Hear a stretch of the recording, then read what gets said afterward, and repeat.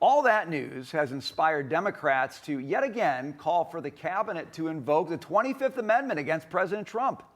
Chair of the Seditious Six, Senator Elissa Slotkin, taking it a step further, reviving her plea and her video to the military, encouraging troops to disobey commands. Quote, "It is moments like these that are why we made the video to service members last year. And I hope and believe our troops, especially those in command, will have the moral clarity to push back if they are given clearly illegal orders." Joining us live on set to react, Fox News contributor Liz Peek. Always great to see you, Liz. Thank you. The Seditious Six, I guess, are back in a way. To me, it just rings so hollow in light of what this amazingly successful mission to bring back two airmen. Yeah. And the skill, the clear esprit de corps, and then there's this from these politicians. Does it have any weight? I hope not. I mean, I think it's unbelievably offensive. And the whole Democrat tenor from the beginning of this engagement with Iran has been that we're losing. It's an illegal war. It's an illegal president. I mean, honestly, I cannot imagine any more horrifying way to undermine the morale of our troops. We have people in danger in uniform overseas. Historically, that was not the time that you propagated this kind of baloney. And I really find this almost unimaginable, actually. It's un-American. Telling people not to obey orders. It is un-American. It is un-American. I mean, shame on them, truly shame on them. And by the way, you know, you can dispute some aspects of, I guess, the timing of this war with Iran. It's really hard to make a case that Iran is a good actor and that there was not a need to, at some point, make sure of three things, in my view. One, no nuclear weapons ever. And everyone for decades has said that, but no one's had the guts to do it.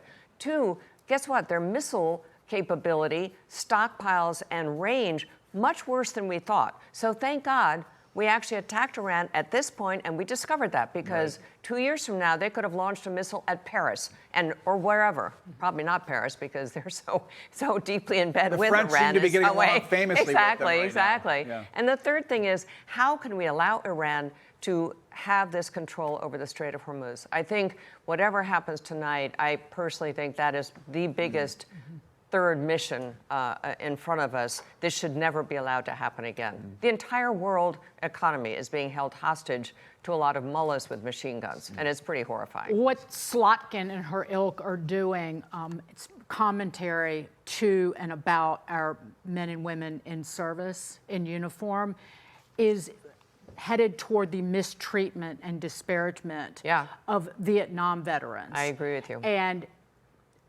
who are veterans, those who are still alive and those who are dead, are still owed an apology by people just like that piece of garbage. Yeah, I agree. Moving into this, brand new Homeland Security Secretary Mark Wayne Mullen is issuing a new warning to sanctuary cities. Listen. Some of these cities have international airports. If they're a sanctuary city, should they really be processing customs into their city? I mean, seriously, if they're a sanctuary city and they're receiving international flights, and we're asking them to partner with us at the airport, but once they walk out of the airport, they're not going to enforce immigration policy, maybe we need to have a really hard look at that, because we need to focus on cities that want to work with us. I love a statement from former Senator, current Secretary Mark Wayne Mullen that makes these sanctuary entities go, oh, crap. I find this an interesting approach to counteracting the sanctuary city status. I have no idea how you would enforce it. I can't imagine saying to all the passengers at JFK who come from overseas, well, I'm sorry, but you're actually going to have to go through, I don't know, Baltimore or, you know, Atlanta. That's just not going to work. There has got to be a way to penalize and punish jurisdictions that establish sanctuary status, and I assume it has to do with federal funding. I don't think this particular approach can work. But look, I think it's great that he's calling it out. And again, I mean, this is something the administration has to focus on. They did early on, and they got slapped down by judges all over the place. But it does seem to me that the federal government has an awful lot of clout, and surely they can figure out a better way to go about this. Well, we shall see on that one. I want to get this one to you as well. President Trump's new anti-fraud task force seems to be taking shape nicely. The DOJ giving an update on the administration's efforts earlier today. Listen.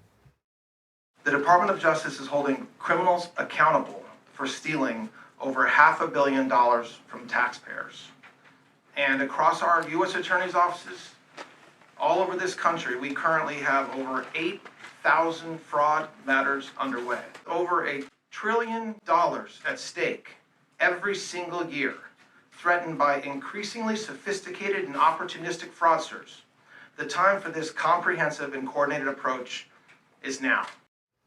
The problem definition is certainly coming into view. I guess it's a question of going after the bad actors, getting the money back, and throwing people in jail. This is a really serious thing. And it's a serious thing that came to light during the Biden administration when the government's own inspector general said there's up to $500 billion every year lost to fraud. And that didn't include improper payments, which we also know is probably another $300 or $400 billion. So, I mean, think about what our deficit is. Think about the programs that everyone's going to go nuts now over the budget proposal from the government because we might dare to actually cut some things. Well, guess what? We wouldn't have to cut them if we actually got rid of all this wasteful spending. And the idea of people stealing all this welfare money, I think taxpayers are really angry about it. We saw that in Minnesota. There's a reason Tim Walz didn't run for a third term. Right away, his credibility was shot. I think it's very smart of the Republicans to do this and of the White House to pursue this. I'll volunteer as long as I get a cut of the Yeah, fraud, right? I think You there do- is There's a small percentage for Dagan. There It's is not a big reward. Yeah, 30%. Yeah, yeah. She wants If you the full uncover- 30. You know, let's all go find some fraud. I want to do that. That's a good cut. I'm resigning right now. That's a good cut. Liz Yeah. Peek, great to see you. Thank you for having Thanks, me. Liz.